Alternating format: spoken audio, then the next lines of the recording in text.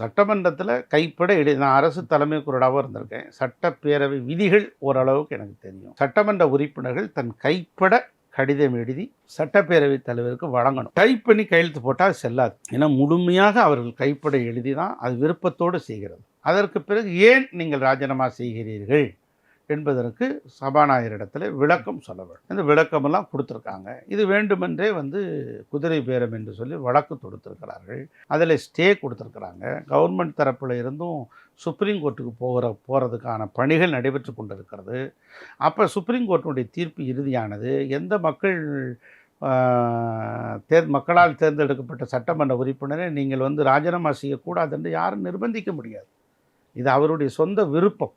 அப்படி இருக்கிற போது அந்த விருப்பத்தை ஏற்றுக்கொள்ள வேண்டியதுதான் இந்திய அரசியலமைப்பு சட்டம் அதற்குத்தான் வழிவகை செய்யும். ஆக இதில் எந்த விதமான குதிரை பேரம் இல்லை. மொத்தமாக 20 பேரை 30 பேரை இழுத்து ஆட்சியை அமைத்திருந்தால் பரவாயில்லை. அவர்களுக்கு அறுதி பெரும்பான்மை கிடைத்து விட்டது. அறுதி பெரும்பான்மை அவர்களுக்கு 107 இடங்களை வைத்திருந்தார்கள்.